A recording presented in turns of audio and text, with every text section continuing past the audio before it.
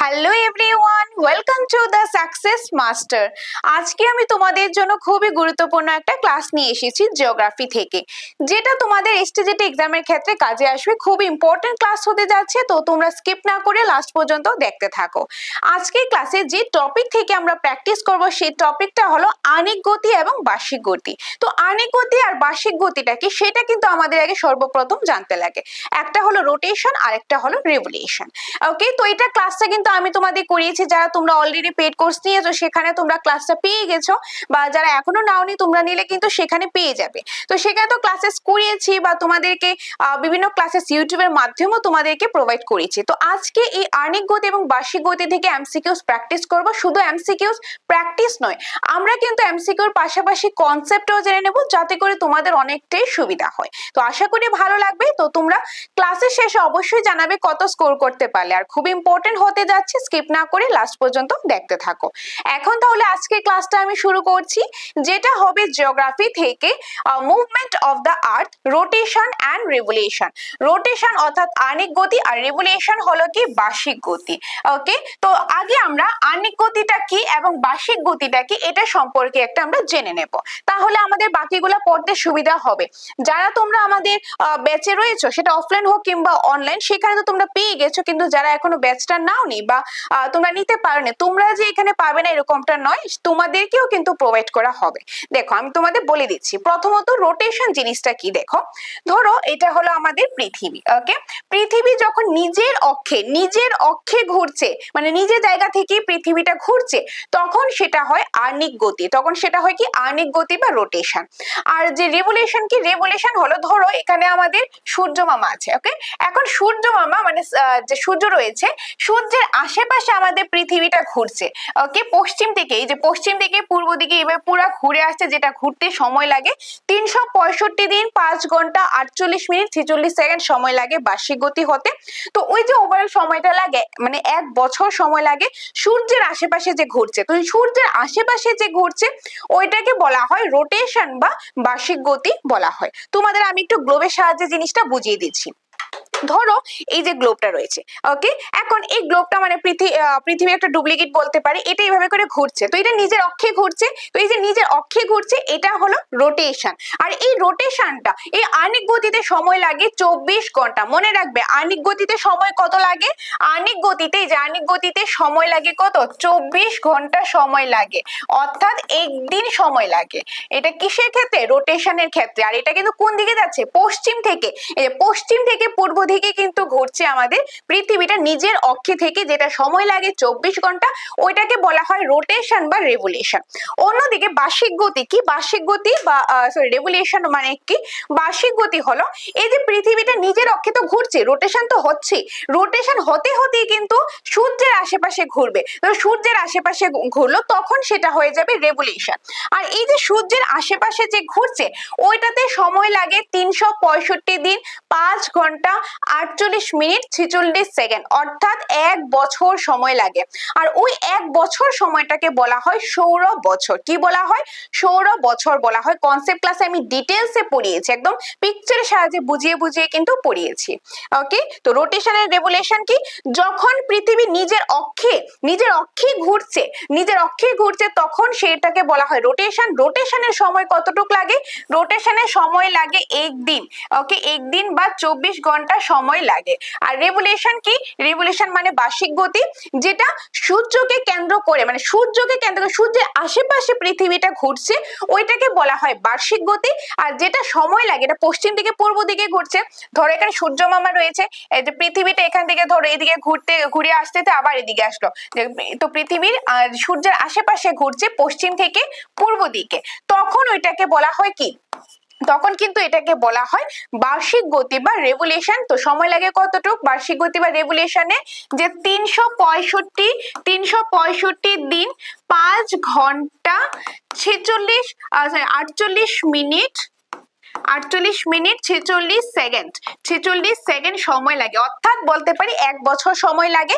আর এই 1 বছর যে সময়টা, যেটা সূর্যকে কেন্দ্র রেখে সূর্যের আশেপাশে পৃথিবীটা ঘুরছে, ওইটাকে বলা হয় সৌর বছর। কি বলা হয়? সৌর বছর কিন্তু বলা হয়, সৌর বছর বলা হয়।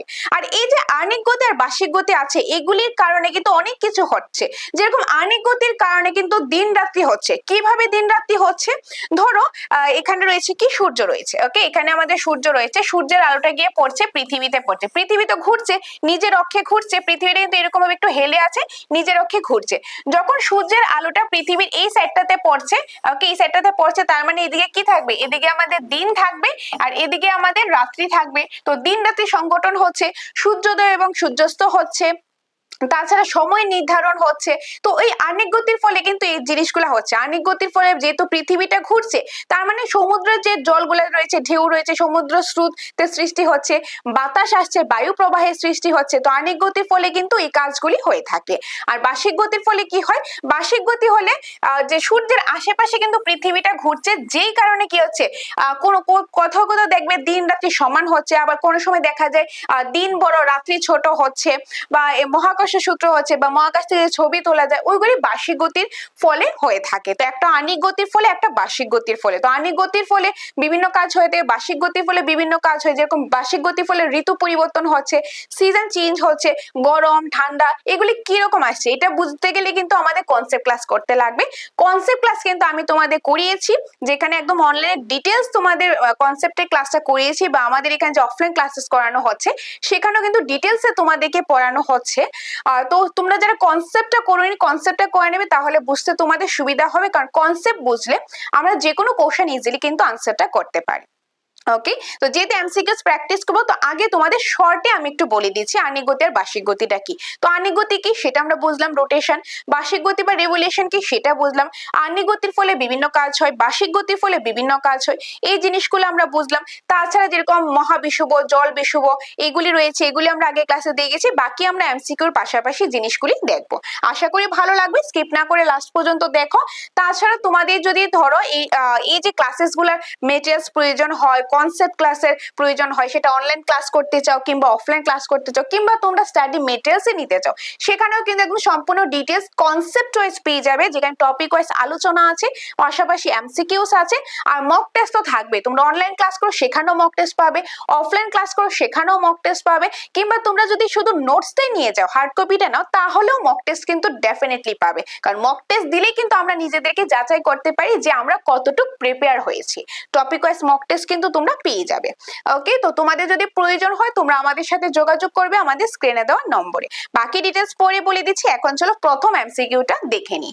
ওকে, আচ্ছা, তো প্রথম যে এমসিকিউটা রয়েছে কি রয়েছে দেখো, পৃথিবীর দুটি প্রধান গতি রয়েছে। পৃথিবীর যে দুইটি প্রধান গতি রয়েছে, পৃথিবীর গতি কয়টা রয়েছে? দুইটা গতি রয়েছে। মানে পৃথিবী যে মুভমেন্ট হচ্ছে সেটা কিন্তু দুই ভাবে হচ্ছে, দুই ধরনের হচ্ছে। সেটা কি? এখনই তো বললাম, আজকে টপিকটাই তো, একটা হলো রোটেশন আর একটা হলো রিভলিউশন। রোটেশন মিন্স আণবিক গতি, বার্ষিক গতি হলো রিভলিউশন। তার মানে আনসার কি হবে? রোটেশন রিভলিউশন, বা আণবিক গতি বার্ষিক গতি।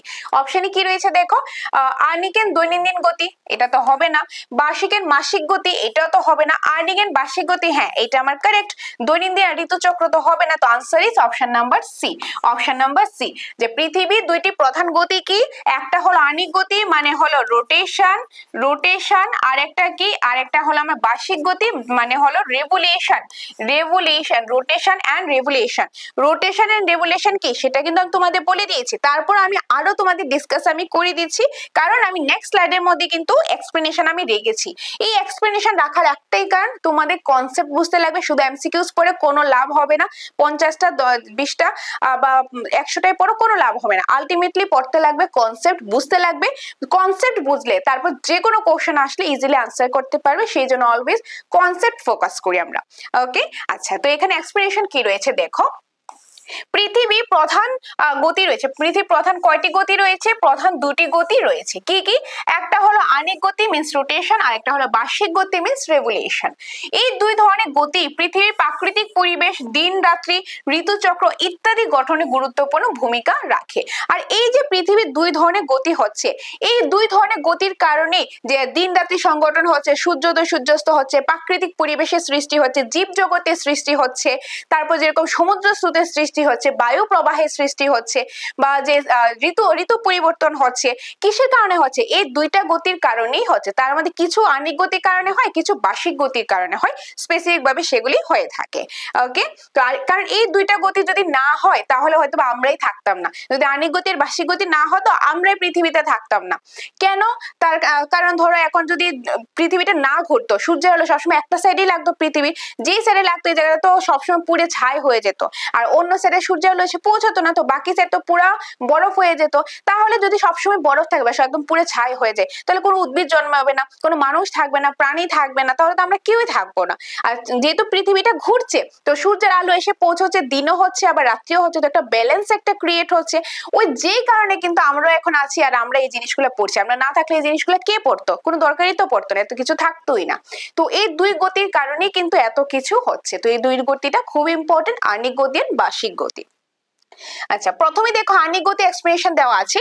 এই গতি হলো পৃথিবী নিজ অক্ষে আবর্তন, মানে এই গতিটা হলো পৃথিবী যখন নিজের অক্ষে, বেসিক্যালি নিজের জায়গায় থেকে যে ঘুরে, ওইটাকে বলা হয় রোটেশন। পৃথিবী পশ্চিম থেকে পূর্ব দিকে, মনে রাখবে পৃথিবী কোন দিক থেকে কোন দিকে ঘুরে? পশ্চিম থেকে পূর্ব দিকে কিন্তু ঘুরছে। পশ্চিম থেকে পূর্ব দিকে নিজের অক্ষ বরাবর ঘূর্ণন করে, মানে ঘুরে।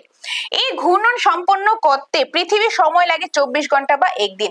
অর্থাৎ পৃথিবী যখন নিজের অক্ষে, মানে নিজের জায়গা থেকেই পৃথিবীটা ঘুরে, কোন দিক থেকে কোন দিক? পশ্চিম থেকে পূর্ব দিকে ঘুরে, তখন ওইটাকে বলা হয় রোটেশন বা আনিক গতি। আর এই রোটেশন বা আনিক গতি হতে সময় লাগে 24 ঘন্টা কিংবা একদিন সময় লাগে। এটাই হলো রোটেশন বা আনিক গতি। ক্লিয়ার এতটুক? নেক্সট, এখন আনিক গতির ফলে কি কি হয় দেখো। এই আনিক গতির ফলে কি হয়? আনিক গতির ফলে দিন রাত্রির সৃষ্টি হয়। কিভাবে দিন রাত্রির সৃষ্টি হয়? ধরো এখানে আমাদের সূর্য মামা রয়েছে, ওকে, এখানে আমার সূর্য মামাটা রয়েছে, এখানে আমাদের পৃথিবী আছে। এখন পৃথিবীর মধ্যে সূর্যের আলো তো এসে পৌঁছবে, কোথাও বেশি কোথাও কম পৌঁছবে। এখন দেখা গেল এই সাইডে এসে পৌঁছচ্ছে, তার মানে এই সাইডে সূর্যের আলো পৌঁছচ্ছে, তার মানে এখানে দিন থাকবে। আর এদিকে সূর্যের আলো পৌঁছচ্ছে না, তার মানে এদিকে আমার রাত্রি থাকবে।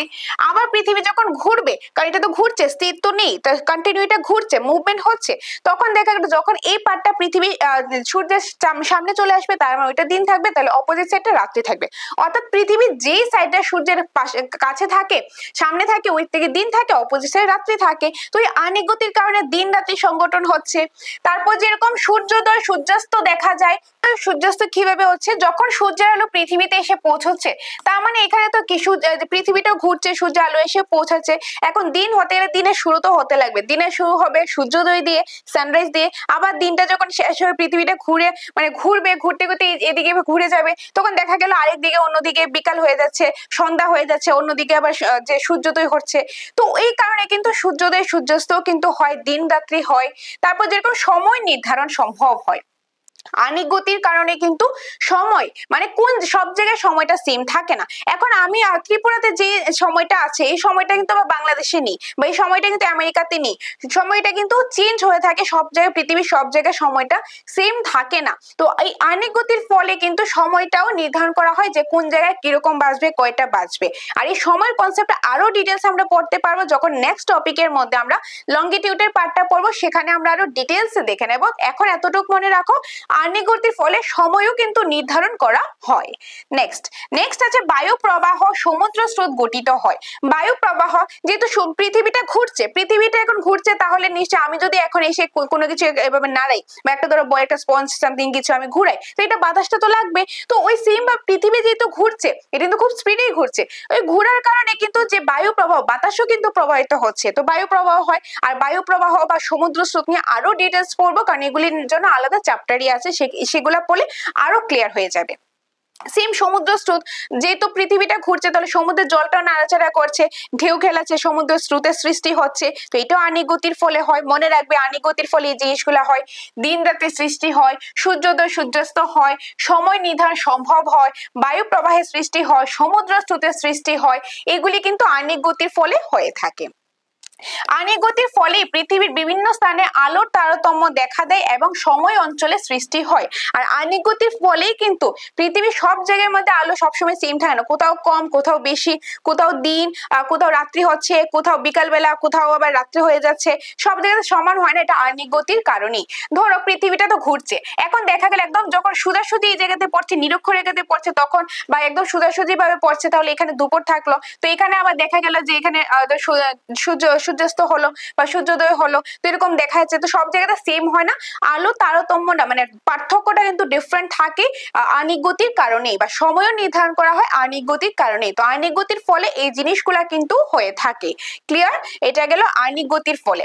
এখন দেখবো আমরা বার্ষিক গতি। বার্ষিক গতি জিনিসটা কি বা তার ফলে কি কি হয়? পৃথিবী যখন সূর্যকে ঘিরে নির্দিষ্ট কক্ষপথে ঘুরে তখন তাকে বার্ষিক গতি বলে। মানে পৃথিবী যখন সূর্যকে কেন্দ্র করে সূর্যের আশেপাশে পৃথিবীটা যখন ঘুরবে ওইটাকে রেভলিউশন বা বার্ষিক গতি বলে।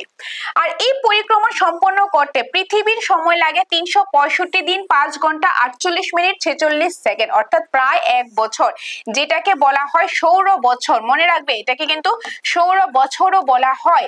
তো পৃথিবী সূর্যকে কেন্দ্র করে পৃথিবী যখন তার আশেপাশে ঘুরে, এটা পশ্চিম থেকে পূর্ব দিকে ঘুরছে, আর এটা সময় লাগে 365 দিন 5 ঘন্টা 48 মিনিট 46 সেকেন্ড, এটাকেই কিন্তু বার্ষিক গতি বলা হয়। বা এই বছরটাকে, এই যে 1 বছর সময় লাগে, এটাকে সৌর বছরও কিন্তু বলা হয়।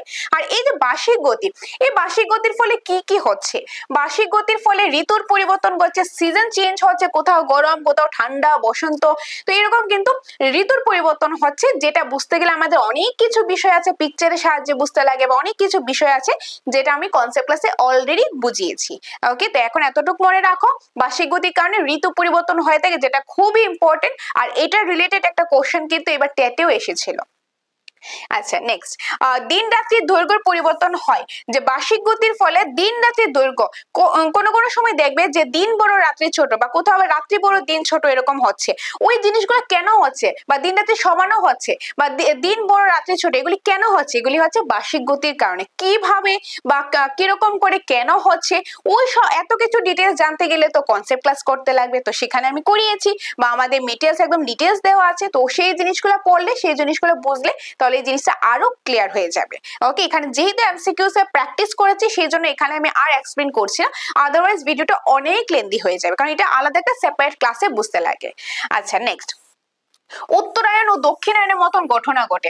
উত্তরায়ণ ও দক্ষিণায়নের মতন ঘটনা ঘটে। উত্তরায়ণ যেটা 6 মাসের জন্য হয়, যেটা 22 ডিসেম্বর থেকে, সরি, এটা হয় 22 ডিসেম্বর। উত্তরায়ণ হয় 22 ডিসেম্বর থেকে, ওকে, 22 ডিসেম্বর থেকে 23 জুন পর্যন্ত এটা হয়ে থাকে।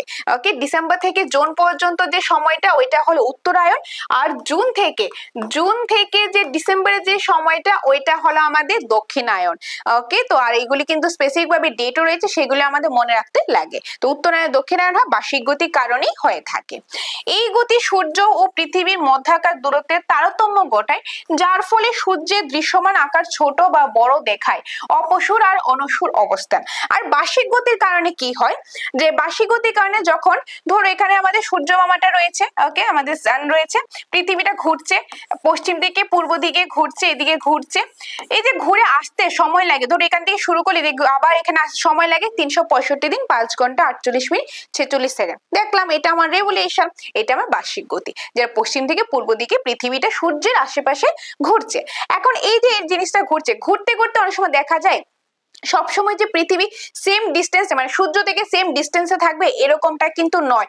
কোন কোন সময় দেখা যায় একদম ম্যাক্সিমাম দূরত্বে চলে গেছে। যখন দেখবে ঘুরতে ঘুরতে ধরো একদম ম্যাক্সিমাম দূরত্বে চলে এসেছে, ম্যাক্সিমাম দূরত্বে যেটা প্রায় 15 কোটি কিলোমিটার থাকে, তখন সেটাকে বলা হয় অপসূর অবস্থান। আর যখন সূর্যের একদম কাছে চলে আসে পৃথিবীটা, যেটা 14 কোটি 70 লাখ থাকে, ডিস্টেন্সটা থাকে একদম সবচেয়ে কাছে, মানে এগুলি কিন্তু একদিনই হয়, বছরে বছরে একটা দিনই এরকম হয়, ওকে, বছরে একটা দিন অপসূর হয় যে 4 জুলাই, আর যে সবচেয়ে কাছে চলে আসে যে 3 জানুয়ারি, যেটা অনসূর, এটাকে অনসূর বলা হয়। যখন পৃথিবীটা সূর্যের আশেপাশে ঘুরতে ঘুরতে ঘুরতে সবচেয়ে দূরে চলে যাবে, ডিস্টেন্স বেশি হবে, 15 কোটি কিলোমিটার, 15 কোটি 20 লক্ষ কিলোমিটার হবে, তখন সেটাকে বলা হয় অপসূর অবস্থান। কি বলা হয়? অপসূর অবস্থান। আর যখন একদম পৃথিবী ঘুরতে ঘুরতে সূর্যের কাছে চলে আসবে, কারণ সবসময় তো সেম ডিস্টেন্সে থাকে না, কাছেও আসে, যখন কাছে আসবে সেটা হবে 14 কোটি 70 লক্ষ কিলোমিটার, তখন সেটাকে বলা হবে অনসূর অবস্থান। কি বলা হবে? অনসূর অবস্থান বলা হবে। আর এগুলি কিন্তু বছরে একবারই হয়ে থাকে। অনসূরটা হয় 3 জানুয়ারি আর অপসূরটা হয় 4 জুলাই। 4 জুলাই। বুঝা গেল এই অপসূর আর অনসূর। এই জিনিসটাও কিন্তু আমি আরো ডিটেলসে পিকচারের সাথে বুঝিয়েছি কনসেপ্ট ক্লাসে, সেটার জন্য কনসেপ্ট ক্লাস তো করতেই লাগবে, কারণ শুধু এমসিকিউ একটা ক্লাসের মধ্যে এত কিছু বোঝানো পসিবল না। আচ্ছা, তো এটা গেল আমাদের অপসূর আর অনসূর, এটাও বার্ষিক গতির কারণেই হয়ে থাকে। বোঝা গেল? তো এখানে আমাদের কোশ্চেনে কি ছিল? কোশ্চেনে কিন্তু ছিল পৃথিবীর 2টি গতি কি কি? আনসার অপশন সি, আহ্নিক গতি আর বার্ষিক গতি। তো এখানে আমরা বুঝলাম আহ্নিক গতি জিনিসটা কি, আর আহ্নিক গতির ফলে কি কি হয়, বার্ষিক গতি কি, বার্ষিক গতির ফলে কি কি হয়। এই যে এত কিছু বুঝলাম, এগুলির উপর ডিপেন্ড করে কিন্তু এখন দেখবে বাকি এমসিকিউস গুলো এগুলির উপর ডিপেন্ড করে আমরা ইজিলি আনসারটা করতে পারবো। ওকে, আচ্ছা, এখন দেখো 2 নাম্বারটা তোমরা আনসার করার চেষ্টা করবে। আহ্নিক গতির ফলে কি ঘটে? আহ্নিক গতির ফলে কি ঘটে? এখনই তো দেখলাম আহ্নিক গতির ফলে কি কি হয় বা বার্ষিক গতির ফলে কি কি হয়। তো এখন যেহেতু কনসেপ্টটা বুঝলাম, তাহলে এটা তো তোমরা এমনিতেই আনসার করতে পারবে। আহ্নিক গতির ফলে ঋতু পরিবর্তন কি হয়? হয় না, ঋতু পরিবর্তন হয় বার্ষিক গতির ফলে। দিন রাত্রি সৃষ্টি হয় কি আহ্নিক গতির ফলে? হ্যাঁ, আহ্নিক গতির ফলে দিন রাত্রি সৃষ্টি হয়, তাহলে এটা আমার কারেক্ট হতে পারে। বাকিগুলো দেখিনি।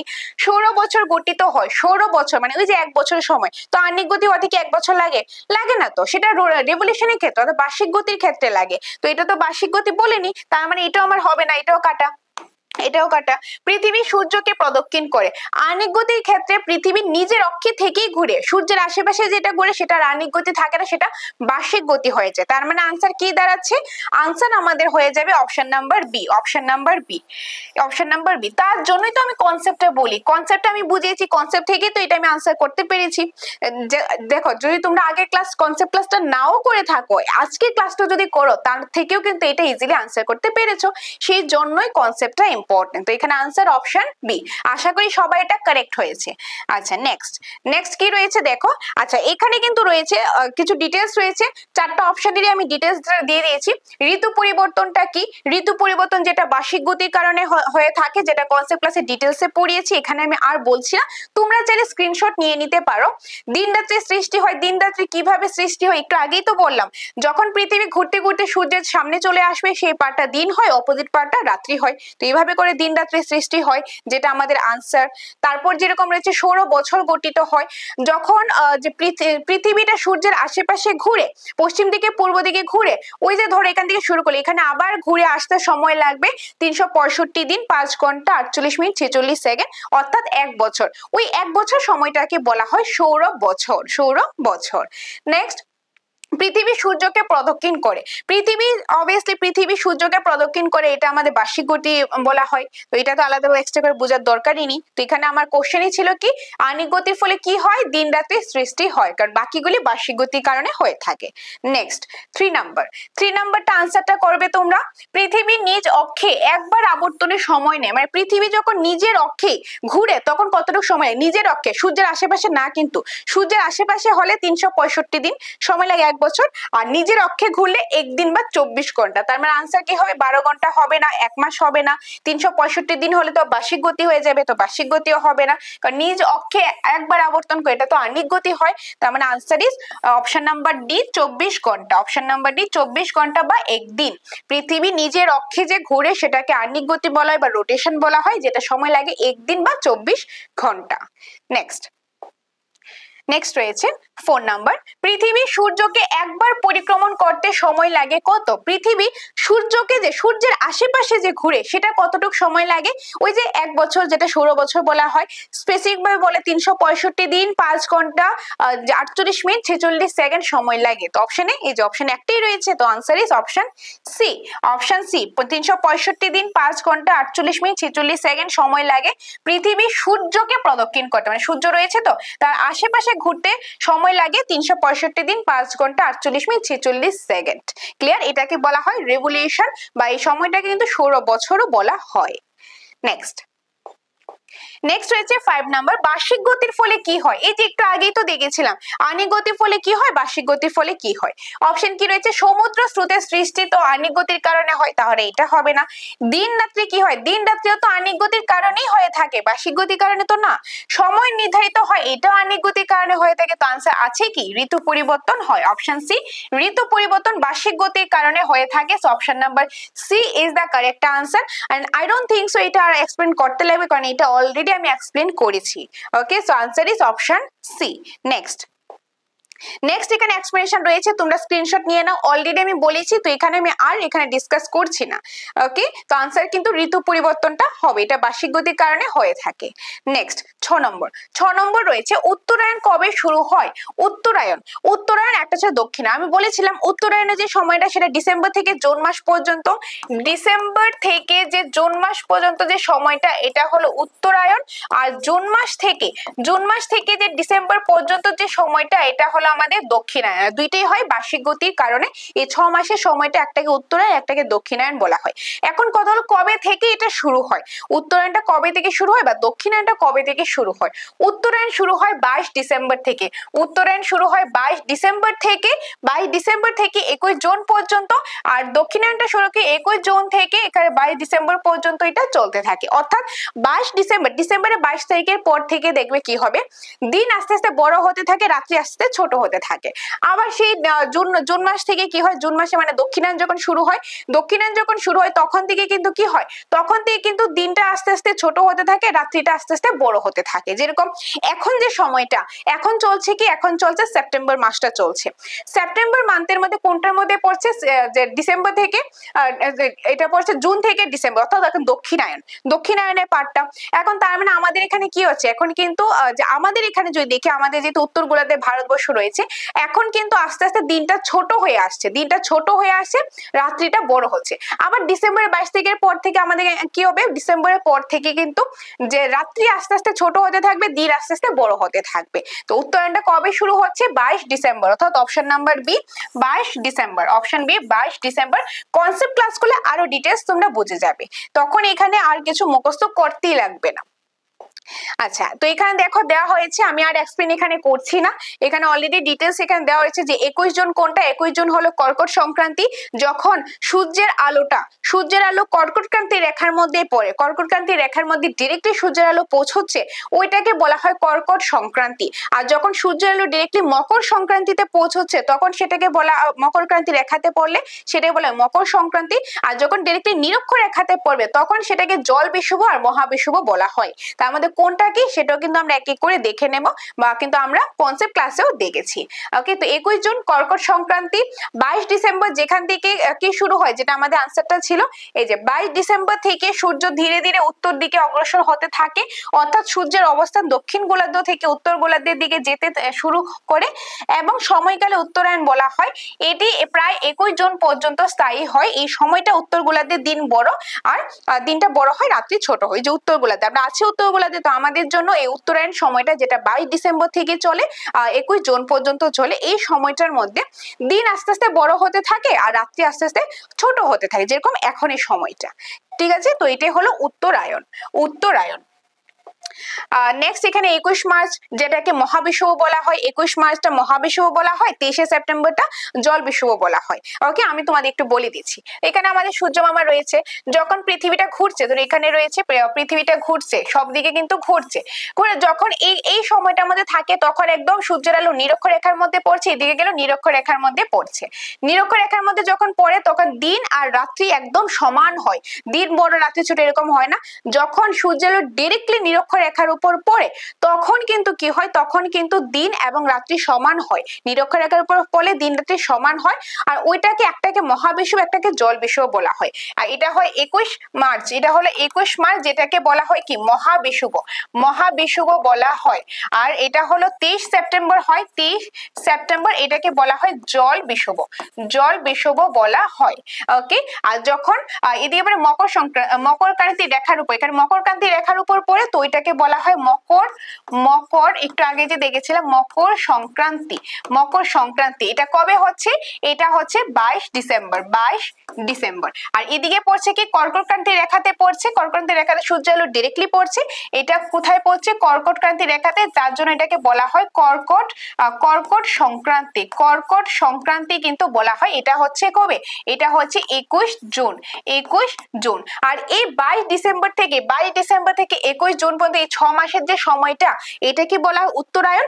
আর এই 21 জুন থেকে যে 22 ডিসেম্বর পর্যন্ত যে 6 মাসের সময়টা, এটাকে বলা হয় দক্ষিণায়ন। তো উত্তরায়ণ কবে শুরু হচ্ছে? 22 ডিসেম্বর। কবে শেষ হচ্ছে? 21 জুন। দক্ষিণায়ন কবে শুরু হচ্ছে? 21 জুন। কবে শেষ হচ্ছে? 22 ডিসেম্বর। মকর সংক্রান্তি, যখন মকর ক্রান্তি রেখাতে সূর্য আলো ডিরেক্টলি পড়ছে, ওইটাকে বলা হয় মকর সংক্রান্তি। তখন কি হয়? দিন রাত্রি, দিন বড়, যে দিন বড় রাত্রি ছোট বা রাত্রি বড় দিন ছোট হয়, সেটা উত্তর গোলার্ধে আর দক্ষিণ গোলার্ধে অ্যাকর্ডিং বোঝানো হয়। সেটা কনসেপ্টে বুঝেছি, এখানে আমি আর বলছি না। আর এখানে দিন রাত্রি সমান হয় না, ছোট বড় হয়। আর যখন কর্কট ক্রান্তি রেখাতে পড়বে, তখন সেটা বলা হয় কর্কট সংক্রান্তি। আর ডেটটা হলো 21 জুন। আর এখানে ক্ষেত্রে দিন বড় রাত্রি ছোট বা রাত্রি বড় দিন ছোট হয়। উত্তর গোলার্ধে একরকম হয়, দক্ষিণ গোলার্ধে অপোজিট হয়। যদি উত্তর গোলার্ধে দিন বড় রাত্রি ছোট হয়, তাহলে দক্ষিণ গোলার্ধে রাত্রি বড় দিন ছোট হবে, মানে অপোজিট হবে।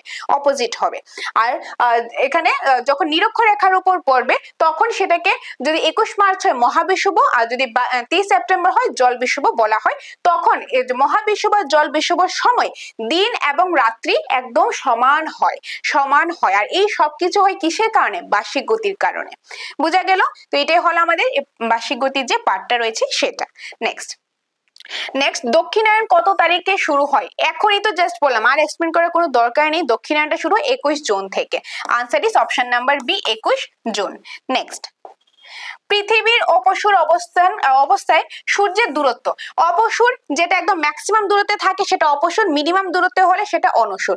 অপসূর হলে যে সূর্য কতটুকু দূরত্ব থাকে? 15 কোটি 20 লক্ষ কিলোমিটার। অপসূর যদি হয়, এই যে অপসূর যদি হয় 15 কোটি 20 লক্ষ কিলোমিটার, অনুসূর যদি বলা হয় 14 কোটি 70 লক্ষ কিলোমিটার। অপসূর হলে মানে পৃথিবী সূর্য থেকে বেশি দূরত্বে চলে, ডিস্টেন্সটা বেশি হয়ে যায়, তখন হয়ে যায় অপসূর। আর যখন একদম সূর্যের কাছাকাছি চলে আসে, একদম ম্যাক্সিমাম কাছে চলে আসে, তখন সেটাকে বলা হয় অনসূর। অপসূরের ম্যাক্সিমাম ডিস্টেন্সটা হলো 15 কোটি 20 লক্ষ কিলোমিটার, আর মিনিমাম দূরত্বটা হলো 14 কোটি 70 লক্ষ কিলোমিটার। ক্লিয়ার? আর যখন কোন একটা জিনিস, ধরো এখন একদম আমি যদি একদম ক্যামেরার সামনে চলে আসি, তাহলে কিন্তু আমাকে বড় দেখাবে, আমি দূরে চলে যাই আমাকে ছোট দেখাবে। সেম ভাবে যখন সূর্য থেকে পৃথিবীটা দূরে চলে যাবে, তখন কিন্তু সূর্যটা পৃথিবী থেকে, কারণ আমরা যে পৃথিবী থেকে সূর্যটা দেখি, তখন কিন্তু অনেকটা ছোট দেখাবে বা ভিজিবলটা কম হবে।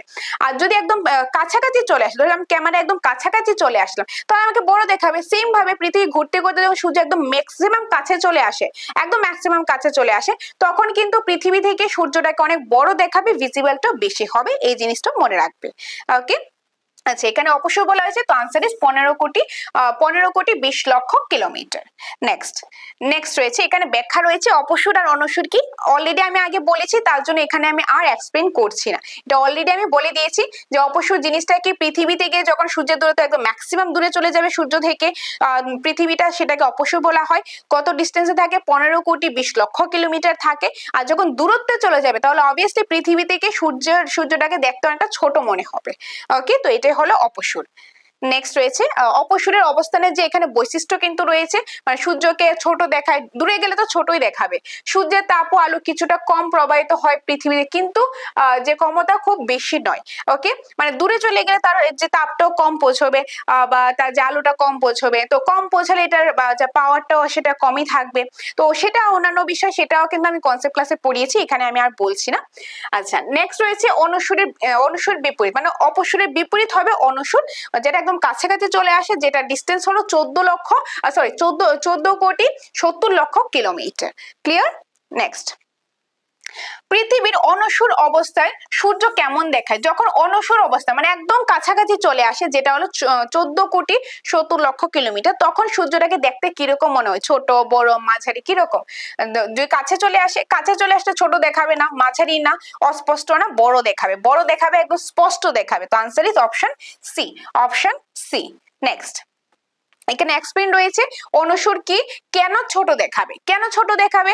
অবভিয়াসলি অনুসুর যদি হয় সরি বড় দেখাবে, ছোট কখন দেখাবে, অপসুর হলে, কারণ অপসুর হলে দূরে, অনুসুর হলে কাছে। এখন একটা জিনিস যদি কাছে চলে আসে, আমি যদি একদম তোমার কাছে চলে আসি ক্যামেরার কাছে, তাহলে আমাকে বড় দেখাবে, আমি দূরে চলে যাই তাহলে একটু ছোট দেখাবে। সেম ভাবে তো অপসুরের ক্ষেত্রে দূরে হচ্ছে তার মানে সূর্যটা ছোট দেখাবে, কারণ আমরা পৃথিবী থেকে তো সূর্যটাকে দেখি। আর অনুসুর হলে বড় দেখাবে, কারণ সূর্যের কাছাকাছি পৃথিবীতে চলে আসছে, এই কারণে পৃথিবী থেকে সূর্যটা দেখতে অনেকটা বড় মনে হয়। ক্লিয়ার? তো এখানে কিন্তু এটা এক্সপ্লেন করা আছে কত কিলোমিটার কি রয়েছে সেটাই। তোমরা চাইলে স্ক্রিনশট নিয়ে নাও, বা আগে তো অলরেডি ডিসকাস আমি করেছি, স্ক্রিনশট নিয়ে নাও। ওকে, আচ্ছা নেক্সট। সূর্য বড় কেন দেখায়, সূর্য কেন বড় দেখায় অলরেডি তো বললাম, তোমরা স্ক্রিনশট নিয়ে নাও। কেন বড় দেখায়, কাছে আসলে বড় দেখাবে, দূরে গেলে ছোট দেখাবে, সিম্পল ব্যাপার। বা তুলনামূলক দৃষ্টিকোণ বা তার যে দৃশ্যমান উজ্জ্বলতা, এখন যদি কাছে চলে আসে ভিজিবল বেশি হবে আর উজ্জ্বলতাটা বেশি হবে, দূরে চলে গেলে এটা কম দেখাবে, ভিজিবলটা কম হবে, উজ্জ্বলতাটা একটু কম থাকবে, সেটাই স্বাভাবিক। ওকে, আচ্ছা নেক্সট। নেক্সট রয়েছে 10 নাম্বার, মহাবিষুব কবে পালিত হয়। ওই যে মহাবিষুব বলেছিলাম, মহাবিষুব ছিল যে মকর সংক্রান্তি, কর্কট সংক্রান্তি, জল বিষুব, মহাবিষুব। মহাবিষুব হলো যেটা উপরের দিকে ছিল, মানে যেটা 21শে মার্চ, 21শে মার্চ সেটা হলো কি মহাবিষুব, অর্থাৎ option number C, option number C 21শে মার্চ হলো মহাবিষুব। যখন যখন নিরক্ষর রেখার উপর ডিরেক্টলি সূর্যের আলো পৌঁছায় তখন সেটা হয় মহাবিষুব 21শে মার্চ। আর যখন 23শে সেপ্টেম্বর সেটা হয় জল বিষুব, তখন নিরক্ষর রেখার উপর সূর্য আলো ডিরেক্টলি পৌঁছায়, যেখানে যার কারণে মহাবিষুব এবং জল বিষুবর সময় সূর্যের যে দিন রাত্রি যে দৈর্ঘ্যটা একদম সমান হয়, সমান হয়। তো answer is option number C. Okay, already আগে এক্সপ্লেন করেছি, তার জন্য এখানে আমি আর আলাদাভাবে এক্সপ্লেন করছি না। নেক্সট 11 নাম্বার, কর্কট সংক্রান্তির দিনে সূর্যের লম্ব রশ্মি কোথায় পড়ে। কর্কট সংক্রান্তি, যে কর্কট সংক্রান্তির সময় সূর্যের আলোটা ডিরেক্টলি কোথায় পড়ছে, অফকোর্স কর্কট ক্রান্তি রেখাতে পড়ছে। তো আনসার ইজ অপশন সি, কর্কট ক্রান্তির রেখাই কিন্তু পড়ছে। আর সেটাকে বলা হয় কর্কট সংক্রান্তি। যদি আমি ডেটটা বলি, ডেটটা কি হবে, ডেটটা নিশ্চয়ই তোমাদের মনে আছে, একটু আগেই তো আমি বলেছিলাম, ডেটটা ছিল 21 জুন, 21 জুন। যদি বিষুব রেখা আমি বলি, যে বিষুব রেখায় পড়বে। ওকে, আমরা দেখছি মহাবিষুব, জল বিষুব। যদি জল বিষুব বলা হয়, জল বিষুব বলা হয় তাহলে হলো 23 সেপ্টেম্বর। যদি মহাবিষুব বলা হয় তাহলে হয়ে যাবে 21 মার্চ, 21 মার্চ। যদি মকর সংক্রান্তির রেখা এটা বলা হয় তাহলে হয়ে যাবে 22 ডিসেম্বর, 22 ডিসেম্বর। আর এখানে কর্কট সংক্রান্তি হলে 21শে জুন, যেটা একটু আগে যে পিকচারের সাহায্যে একটা বুঝিয়েছিলাম সেটাই। আচ্ছা নেক্সট রয়েছে 12 নাম্বার, মকর সংক্রান্তির সময় সূর্য কোথায় অবস্থান করে। মকর সংক্রান্তির সময় অফকোর্স মকর ক্রান্তি রেখাতে, মকর ক্রান্তি রেখাতে। নেক্সট 13, জল বিষুব কবে হয়। জল বিষুবটা কবে হয়, একটু আগে তো বলেছিলাম, জল বিষুব 23শে সেপ্টেম্বর, অপশন নাম্বার বি 23শে সেপ্টেম্বর, জল বিষুব 23শে সেপ্টেম্বর। ওকে, নেক্সট এখানে এক্সপ্লেনেশন রয়েছে 21শে মার্চ কি হচ্ছে, 21শে মার্চ হলো মহাবিষুব, 23 সেপ্টেম্বর জল বিষুব, তারপর 22শে ডিসেম্বর হলো মকর সংক্রান্তি, তারপর যদি আমি আরেকটা বলি যেটা 21শে জুন ছিল সেটা হয়ে যাবে কর্কট সংক্রান্তি। ওকে, তারপর আহ্নিক গতি একটির ফল, আহ্নিক গতির একটি ফল কি হবে, ওই যে ফলাফল দেখেছিলাম আহ্নিক গতির ফলে কি হয়, বার্ষিক গতির ফলাফল কি হয়, কি রয়েছে, সৌর বছর তৈরি হয় বার্ষিক গতির ফলে, আহ্নিক গতির ফলে না। তো কাটার ঋতু পরিবর্তন হয় বার্ষিক গতির ফলে, তার গ্রহ পরিক্রমা, গ্রহগুলি পরিক্রমা করে বার্ষিক গতি, তাহলে হবে কি সময় নির্ধারণ, সময়টা নির্ধারণ হয় আহ্নিক গতির ফলে। তো option number C is the correct answer. তো এই ছিল 15টা কোশ্চেন। আর আরেকটা কোশ্চেন এখানে আছে, বার্ষিক গতি আরেকটি ফল কি, ফলাফল কি হবে, অলরেডি আমি এক্সপ্লেন করেছি। তো এটা রইলো তোমাদের জন্য হোমওয়ার্ক, এটা তোমাদের জন্য হোমওয়ার্ক, যেটা তোমরা কমেন্টের মাধ্যমে জানাবে যে এটা আনসারটা কি হবে।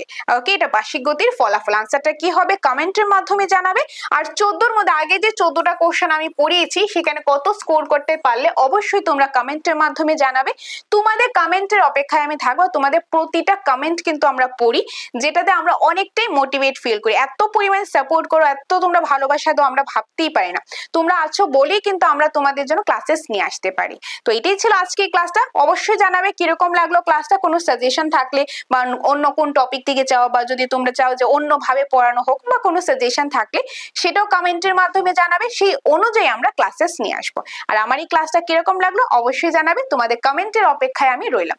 তাছাড়া তোমাদের বলে দিচ্ছি, তোমরা যদি অফলাইন ক্লাস করতে চাও অফলাইন করতে পারো, এডমিশন কিন্তু চলছে। আর অফলাইন ক্লাস করলে সেই অফলাইন কোর্সের সাথেই আমরা অনলাইন কোর্সটাও কিন্তু ফ্রিতেই দিয়ে দিই। আর কেউ যদি ভাবো যে না তোমরা অফলাইন করতে পারবে না, শুধু অনলাইনটা করবে, সেটাও করতে পারো, সেটা আমাদের অ্যাপের মাধ্যমে পেয়ে যাবে।